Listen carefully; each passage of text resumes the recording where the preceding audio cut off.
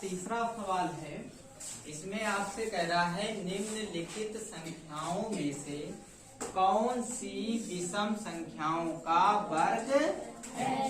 इनमें से जो संख्याएं लिखी हैं, का वाली संख्या क्या लिखी है? 169। ये तो है। खा वाली कितनी है? 144। गा वाली कितनी है? 200। घा वाली कितनी है? 256। और वहाँ वाली कितनी है? 361। इसमें से पूछ रहा है ये संख्या कौन सी विषम संख्याओं का वर्ग है। तो हमें पता है कि विषम संख्याओं का वर्ग हमेशा कैसा होता है? विषम होता है। कैसा होता है? तो इसके आंसर में हम लोग क्या लिखेंगे? उत्तर में हम लोग लिखेंगे, देखो ये 169 सम संख्या है या विषम? सम है। कैसी है? 2 से कटेगी ये? नहीं कटेगी। तो कैसी संख्या है?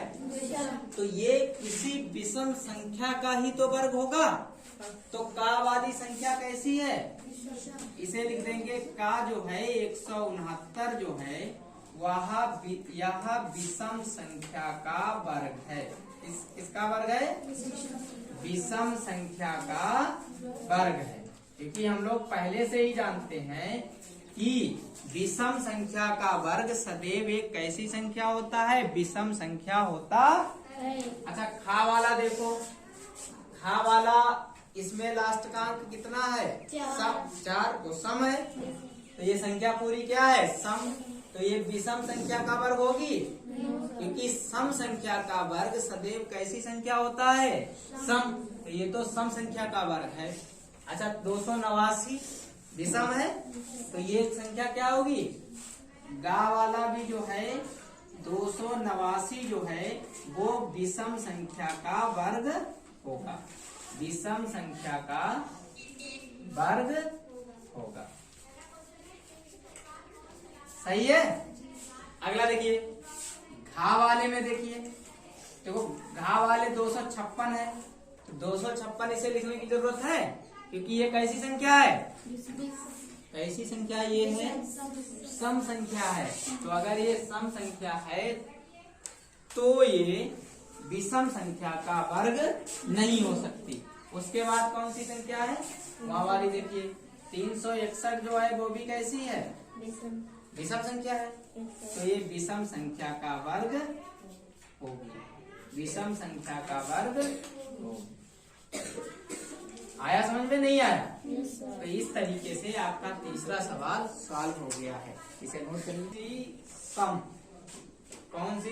इसमें विषम थी, अब कौन सी है? सम संख्याओं का वर्ग।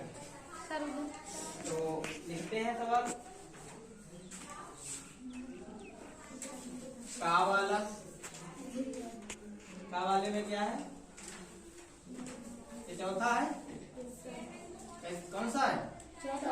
का वाले में है 225 और खा वाले में है 256।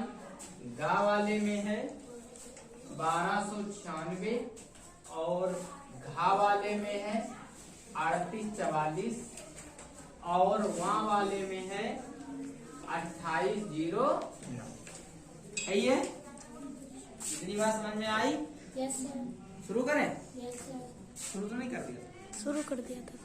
देखिए, इसमें से देखिए कि कौन सी संख्या सम संख्या का वर्ग होगी। तो सम संख्या ही किसी सम संख्या का क्या होती है? वर्ग। पहली वाली देखो, ये सम संख्या है? नहीं है। तो ये होगी, उत्तर में बताओ इसे लिखा जाएगा?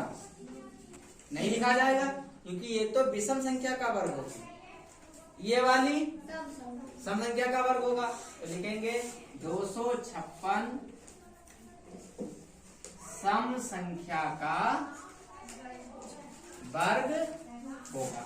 सही है। 1296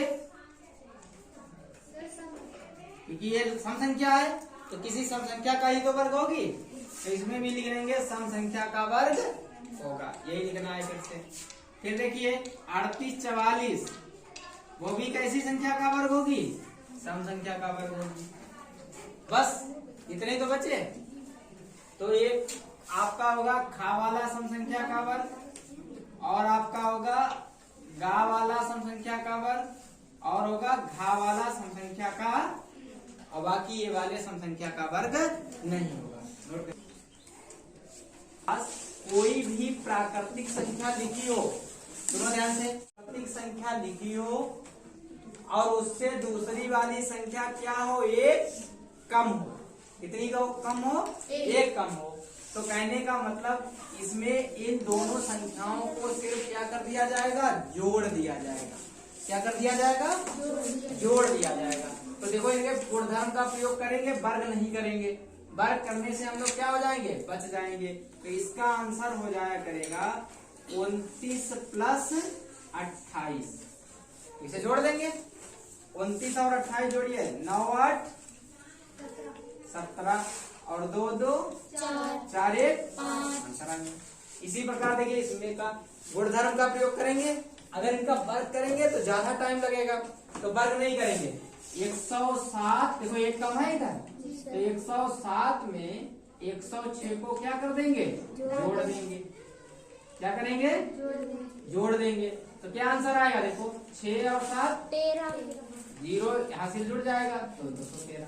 तो इसी तरीके से आप इसे कर पाएंगे या नहीं कर पाएंगे? Yes sir. देखिए कैसे करेंगे, बताइए क्या करेंगे। देखो ये 403 है यस सर। और ये 402, तो एक संख्या कम है इधर, यस सर। तो क्या करेंगे, इसमें जोड़ देंगे। कितना कितना जोड़ेंगे, 403 प्लस कितना जोड़ेंगे, 402। जोड़िए इसे, 2 3 5 0 4 4 कितना, 8। क्या हो गया, आंसर आया आंसर या नहीं आया? Yes sir. इसी तरीके से आगे घा वाला खंड है, उसे भी करिए। पहले पाइथागोरियस त्रिपदों की दो संख्याओं को ज्ञात कीजिए। उनमें से एक संख्या नीचे दी गई है। तो मेरे प्यारे बच्चों, एक संख्या दी गई है और आपको दो और संख्याएं ज्ञात करनी है। तो पाइथागोरियन त्रिबिंदु निकालने का ये जनरल फार्मूला होता है 2m m स्क्वायर माइनस 1 और m स्क्वायर प्लस 1। तो देखो m कैसे निकालें, तो हमको जो एक संख्या का वाली दे रखी है, इसको हम इस 2m के बराबर मान लेते हैं। किसके बराबर मान लेते हैं, 2m के बराबर। लिखेंगे का वाले को 2m बराबर कितना मान लिया, 26। तो m का मान निकाल लेंगे। Yes sir. m बराबर देखिए गुणे में है, कहाँ जाएगा, भाग में। 26 बटे कितना, 2। कितना आया, 13। m का मान कितना आ गया, 13। हमें दो अन्य बिंदु निकालने हैं। तो देखो अब m का मान पता चल गया, तो इसमें मान रखेंगे। ये 2 m का मान 13 और यहाँ पर 13 का क्या करेंगे, वर्ग, माइनस क्या कर देंगे 1, 13 का वर्ग और प्लस क्या कर देंगे 1। तो ये आ जाएगा, देखिए एक संख्या हो जाएगी 13 दूनी 26, जो कि हमको क्या है, दी है। और 13 का वर्ग कितना होता है, 169, माइनस कितना कर देंगे, और इधर क्या कर देंगे 169 प्लस क्या कर देंगे 1। अब देखो क्या आया, एक 26 आ गई, एक 168 आ गई और एक 170 आ गई। यही पाइथागोरियस त्रिकबिंदु कहलाएंगे। ऐसे ही हम 20 के भी निकालेंगे। तो पहले एक उतार लीजिए, फिर दूसरा बता। एक संख्या कितनी दे रखी है, 20। तो 2m बराबर कितना मान ले, 20।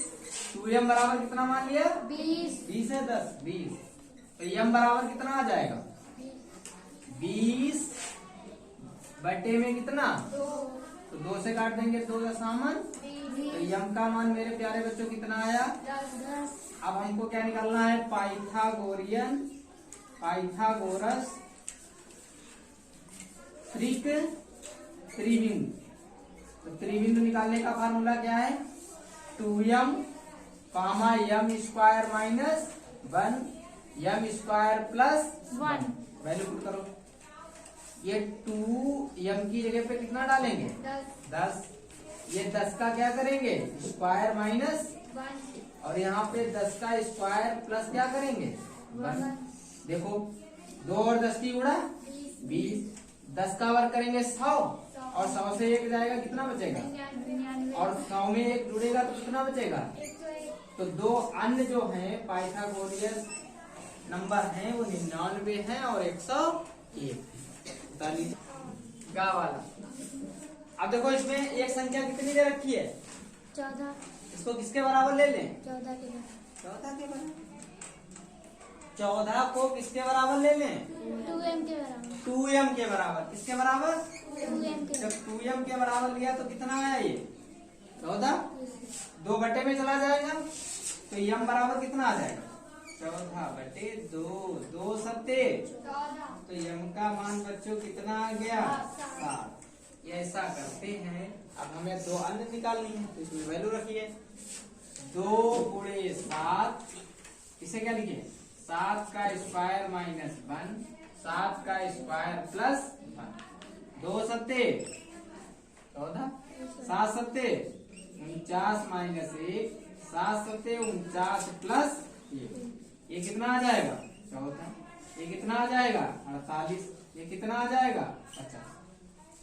तो 2 अन्य संख्याएं कौन कौन सी आ गई, 48 और 50 आ गई। यही पाइथागोरस त्रिकबिंदु कहलाए। एक प्रश्न बचा हुआ है उसे आप अपने आप करेंगे। वैसे तो इसे करने में कोई आसानी नहीं है, आंसर हम बता दे रहे हैं। 5 आएगा तो एक संख्या हो जाएगी 10, दूसरी 5 का वर्ग 25 माइनस 1 24 और एक कितनी आ जाएगी 26।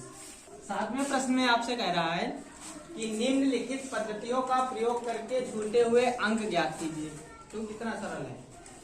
पहले ऊपर देखो कैसे इन्होंने लिखे हैं, इनको एक सिस्टम बना दिया, इनका खुद का सिस्टम है।